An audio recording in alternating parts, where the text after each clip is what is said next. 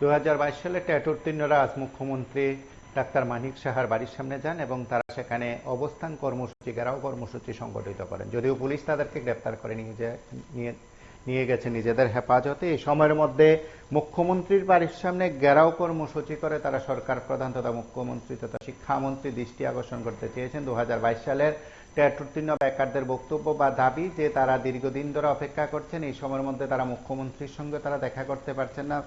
মুখ্যমন্ত্রী তথা শিক্ষামন্ত্রীর সঙ্গে দেখা করে তারা তাদের বক্তব্যের কথাও জানাতে পারছেন না। তাই তারা বাধ্য হয়ে আজ মুখ্যমন্ত্রী বাড়ির সামনে ঘেরাও কর্মসূচি করেছেন।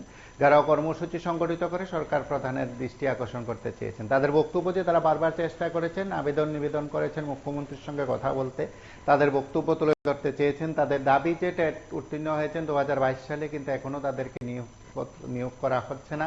তাদের অনেকেরই সেখানে বয়স উত্তীর্ণ হয়ে যাচ্ছে। এই অবস্থা তারা উদ্বেগ প্রকাশ করেছেন। তারা বারবার শিক্ষা দপ্তরের কাছে যাচ্ছেন এবং শিক্ষা দপ্তরের আধিকারিকদের সঙ্গে কথা বলছেন। এই সময়ের মধ্যে বেকারদের বক্তব্য যে যদি তাদেরকে নিয়োগ করা হয় তাহলে অবশ্যই রাজ্যের স্কুলগুলোতে যে শিক্ষক সংকট চলছে তা খানিকটা হলেও নিরসন হতে পারে।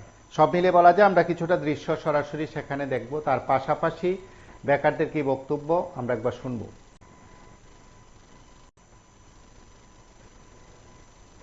2022 সালে নেট পরীক্ষা হয়েছিল।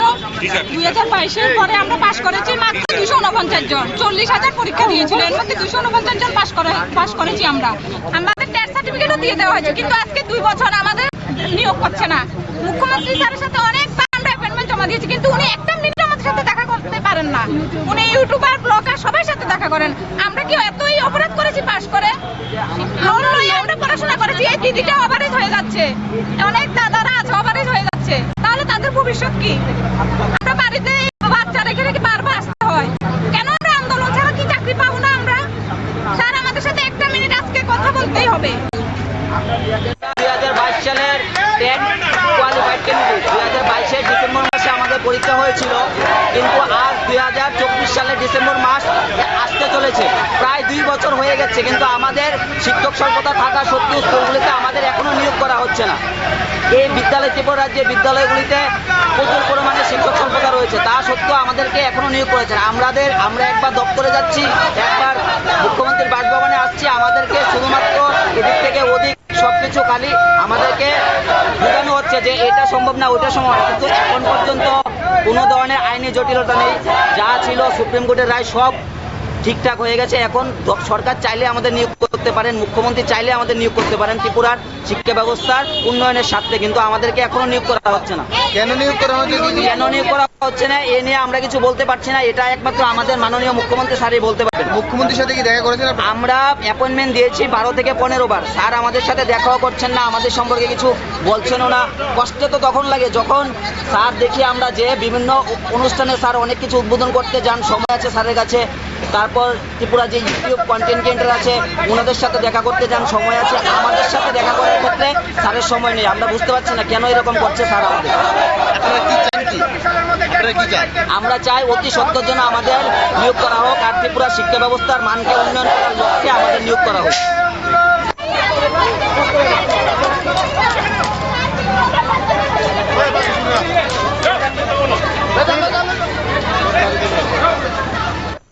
আমরা পরীক্ষা দিই ট্যাট 1 আর ট্যাট 2 মিলিয়ে।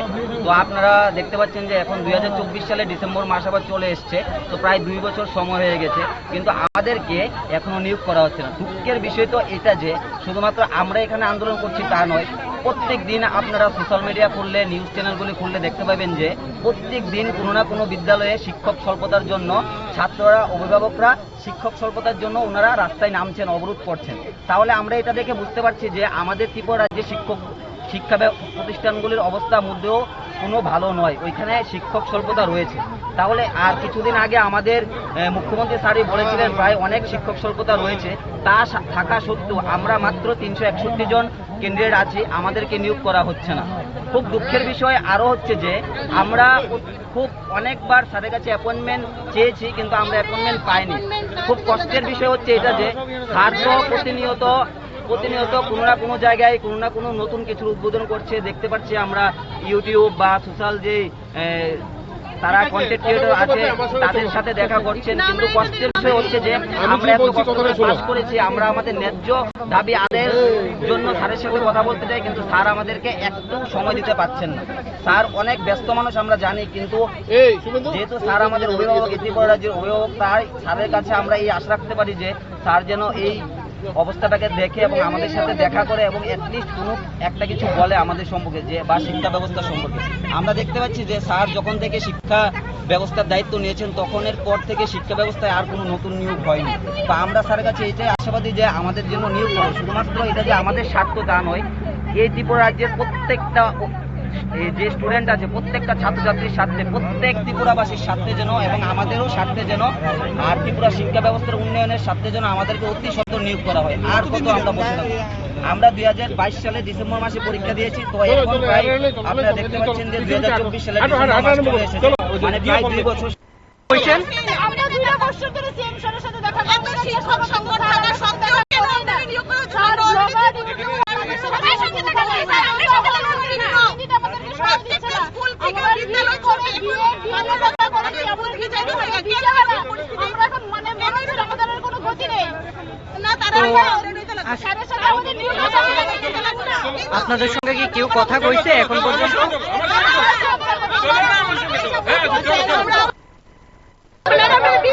আমরা কি পাস করে কি অপরাধ করছি? আমরা কি পাস করে অপরাধ করছি? আমরা পাস করে কি অপরাধ করছি? আমাদের সঙ্গে চলো আমরা কথা বলবো। না, নেট কোয়ালিফাইড হয়েছে 2022 সালে, 2024 সালে হয়ে গেছে, 2 বছর হয়ে গেছে, এখন সিএম স্যারের সঙ্গে দেখা করতে পারিনি। ঠিক আছে, তারপরে অনেকে ওভারেজ হয়ে যাচ্ছে, 40 বছর চলছে অনেকে। আমরা এখন সিএম স্যারের সাথে দেখা করার জন্য শুরু হওয়ার কোনো পাইছেন কোনো না? এখন কি আপনাদের অ্যারেস্ট করা হয়েছে নাকি? বলেছিল